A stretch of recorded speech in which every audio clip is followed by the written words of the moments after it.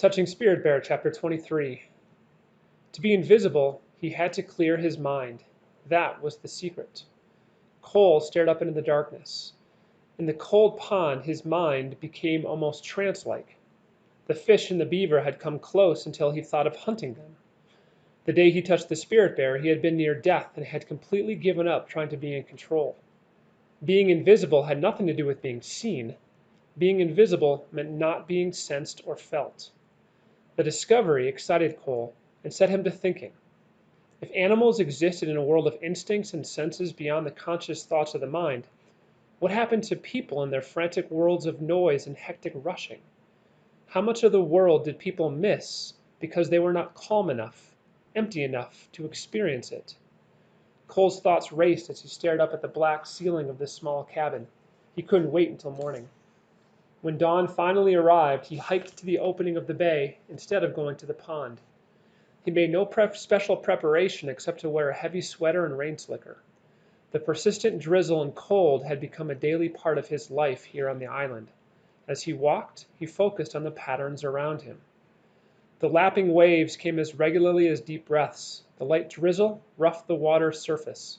Clouds hung low as fog, and thousands of smooth, worn rocks lined the timeless shoreline like a ghost highway that disappeared into the mist. Cole felt a part of the patterns as he meandered along the shore. When he reached the point, he kicked a natural saddle between the two rocks and sat down. He focused his gaze on a small white rock near the water's edge and breathed in deeply. To see the Spirit Bear, he needed to clear his mind and become invisible, not to the world, but to himself. He left his hood down to let his head and senses remain exposed to the air. The cool drizzle soaked his hair, and soon droplets of water dripped off his forehead onto his cheeks. When he closed his eyes, the droplets felt warm on his face. At first, they felt like his own tears of anger and fear.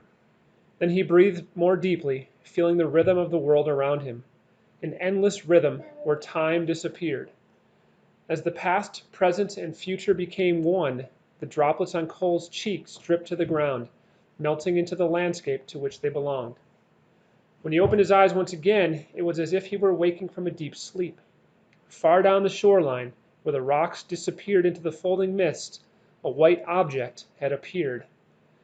At the place where things visible faded into not being, there stood the Spirit Bear, as clear as if it were standing only feet away. The bear gazed patiently. As Cole stared back with the same patience, all time, even the present, ceased to exist. He no longer thought of himself as Cole Matthews, a juvenile delinquent from Minneapolis, Minnesota. Instead, he was part of the landscape, without a beginning or end. Rain dripped off the rocks that lined the shore the same way it dripped from his forehead and flowed down across his cheeks and lips. It blurred his vision, and he blinked. The Spirit Bear disappeared. Because Cole and the bear belonged to the same landscape now, Cole still felt the bear inside. He closed his eyes, still remembering. When Cole next opened his eyes, he had no idea how much time had passed. He crawled stiffly to his feet, picked his way back along the shoreline toward camp. That night, Cole built a bigger than usual outdoor fire. He cooked his supper ceremoniously. With delicate pinches, he added spices to the boiling water.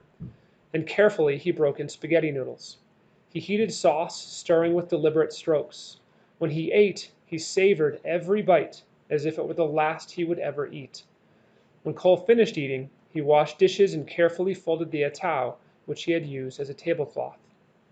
Edwin had said that every day and every meal was to be savored, but tonight was extra special in Cole's mind. Today he had discovered how to be invisible, and now he was ready for the dance of anger. Carefully he stoked the fire once more and sat down to wait for both the flames and his feelings to come alive. When the fire blazed high, Cole stood. Suddenly a frightening scream escaped his throat. As the sound melted away down the shoreline and into the trees, he began to dance. Spinning and weaving, he crossed the clearing to a solitary tree near the cabin. The tree was a tall cedar with only sparse scrub branches down low. Cole crouched before the solid trunk and doubled his fists menacingly. The tree defied him. That was why he had attacked the Spirit Bear. Its proud existence challenged him. "Get out of my way," Cole ordered, swinging his fist as if to hit the tree. Again and again he warned the tree to move out of his way. When it remained, he lunged forward, swinging his fists within inches of the trunk. "Get out of my way," he shouted. "I'm warning you." When still the tree didn't move, Cole grabbed at the lower branches, all the while cursing and muttering angry threats. The branches broke. Cole continued his dance. He spun and lunged at imaginary enemies in the dark, yelling at the rocks, in the sky, and at the water. "Get away! Don't mess with me!" Already his dance had lasted longer than any of his dances in the past, but Cole was far from done. The whole world was challenging him, and the dance grew more violent. Cursing wildly, he turned back to the flames and gave the burning chunks of wood a hard kick. Flames and hot ashes exploded into the dark. He kicked again and again, and soon the camp was a bed of glowing embers. Cole stalked among the smoldering ashes. Grunting with effort and rage, he pretended to throw his spear, then fell to the ground and clutched his hip and arm. He grimaced as he relived the bear attack and the hatred he had once felt for the spirit bear. Twisting on the ground, he relived the pain, the cold, and the loneliness. He continued his dance on the ground. As he writhed slowly on his back near the coals, his heart pounded a steady beat like a distant drum. He felt the storm that had killed the sparrows. He saw again the jagged white flash of lightning and heard again the crash of the huge tree that almost ended his life. Still, Cole continued. Standing, he walked to the shoreline and picked up a big rock. The rock became his ancestor rock as he walked in circles. Then, with an exaggerated motion, he heaved the rock into the water. When waves from the splash reached shore, he called into the darkness. "I'm sorry!" He screamed louder. "Please forgive me! I didn't mean to hurt Peter." The only answer Cole heard was the breeze pushing through the treetops. Tears came to Cole's eyes and flowed down his cheeks. For several minutes he let the tears flow, but he knew the dance must continue. Moving back to the fire, he spun among the dying embers on the ground with a graceful motion, gently kicking the larger coals back together. One by one, he returned the scattered chunks to the fire pit, each piece becoming a part of his dance and a part of his healing. The mound of embers and charred wood glowed brighter until a single solitary flame licked up, followed soon by another. Cole hugged his arms tightly to his chest and kept dancing. By the time the fire burned brightly again, sweat beaded his forehead and rolled down his cheeks with his tears. He was powerless to stop crying. His tears continued as if from some huge bottomless lake. Now Cole had danced half the night, but still a defiant flicker of anger remained inside him. He wanted to throw up that anger like the bad food and be rid of it forever. He turned to face the tree he had threatened earlier. Again he lunged toward the tree, only this time he let his fist strike the trunk.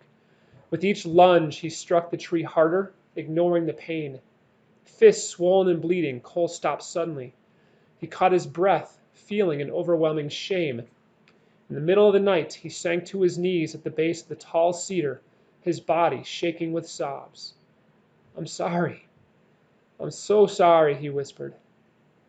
At that moment, words he had never been able to speak before welled up inside him. "I forgive you," he cried loudly. "I forgive you." Then, his energy totally spent, Cole collapsed to the ground. Now his dance was over. The glowing embers cast faint shadows into the surrounding night, and under the trees, a large set of eyes reflected the light, staring patiently out of the darkness.